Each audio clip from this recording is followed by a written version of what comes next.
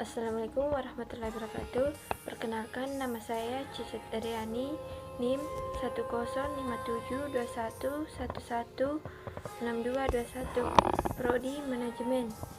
Video kali ini kita akan bahas materi tentang bunga. Sebelum kita memasuki pengertian bunga, sebelumnya kita bahas contohnya. Contoh pertama, Tom meminjam uang di bank sebesar 1 juta rupiah. Setelah 1 tahun, ia mengembalikan pinjamannya sebesar 1.200.000 rupiah yang terdiri atas 1 juta rupiah sebagai pokok pinjaman dan 200.000 rupiah sebagai bunga atau jasa tersebut.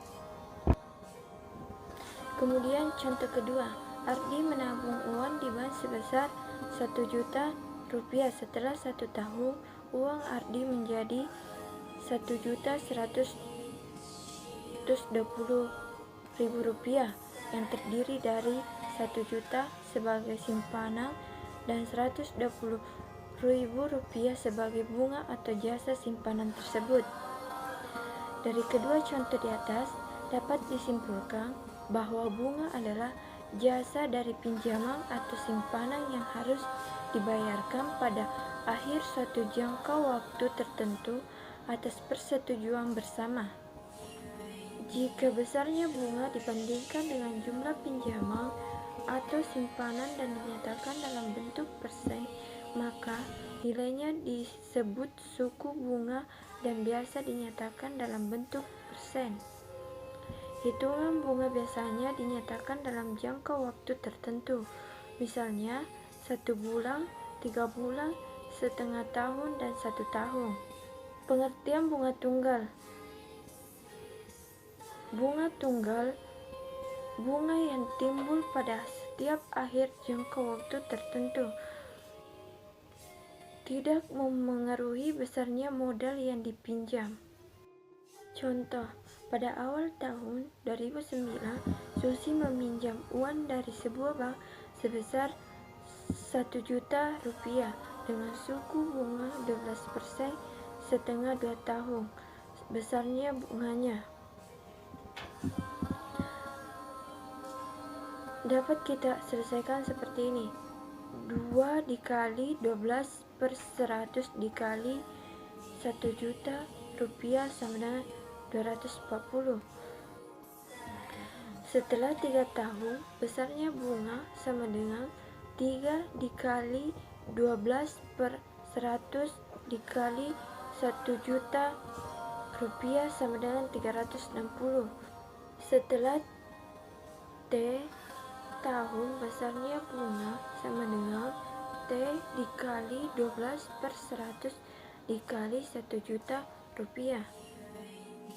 Jika kita memperbungakan dalam kurung modal uang besarnya modal dengan bunga tunggal sebesar suku bunga dalam bentuk persen setahun dan besarnya bunga dinyatakan dengan 1 tahun, maka setelah T tahun besarnya bunga 1 sama dengan M dikali P per 100 dikali T.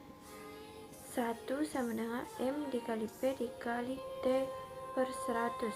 Setelah T bulan besarnya bunga. Setelah T tahun besarnya bunga 1 sama dengan M dikali P per 100 dikali T. 1 sama dengan M dikali P dikali T per 100. Setelah T bulan besarnya bunga 1 sama dengan M dikali P per 100 dikali T per 12. 1 sama dengan M dikali P dikali T per 100 dikali 12. Beberapa istilah yang perlu kita kenal yaitu modal, suku bunga, periode bunga, periode pinjaman atau masa pinjaman, waktu eksak, dan waktu pendekatan atau rata-rata. Jenis bunga tunggal. Dikenal ada 2 jenis bunga tunggal, yaitu interest tunggal dan diskonto tunggal. Perhitungan bunga tunggal. Dalam perhitungan bunga tunggal biasa dipakai simbol-simbol seperti di bawah ini. M sama dengan modal atau pokok pinjaman, B sama dengan besar bunga, P sama dengan suku bunga dalam bentuk persen untuk 1 tahun, W sama dengan periode pinjaman. Kemudian kita masuk ke pengertian bunga majemuk. Bunga majemuk, jika kita menyimpan modal berupa uang bank selama periode bunga tertentu, misalnya 1 tahun, maka setelah 1 tahun kita akan mendapatkan bunga sebesar persen dikali modal yang kita tabungkan.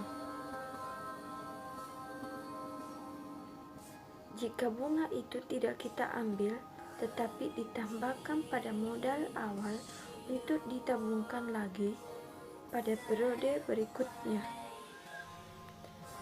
berbeda jumlahnya atau menjadi bunga berbunga, maka dikatakan modal tersebut dibungakan atas dasar bunga majemuk. Rumus yaitu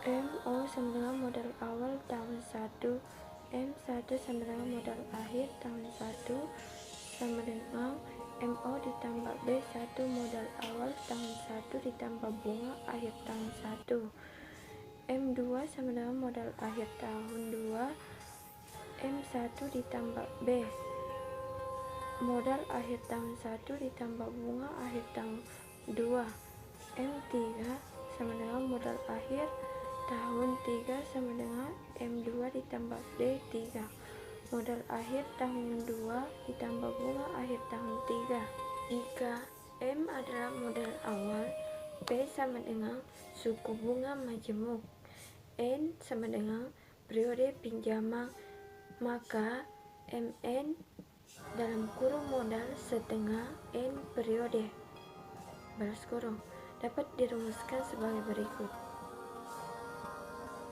MN sama dengan MO dalam kurung 1 ditambah P per 100 balas kurung N.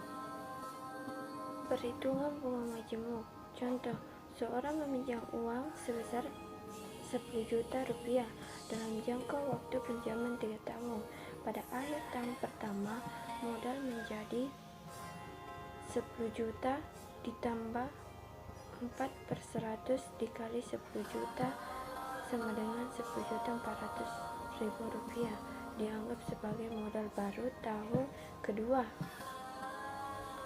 Pada akhir tahun kedua, modal menjadi 10.400.000 ditambah 4 per 100 dikali 10.400 sama dengan 10.816, dianggap sebagai modal baru untuk tahun ketiga. Sebagai pada akhir tahun ketiga, modal menjadi 10.816 ditambah 4 per 100 dikali 10.816.000 rupiah sama dengan 11.248.640. Sekian materi dari saya. Assalamualaikum warahmatullahi wabarakatuh.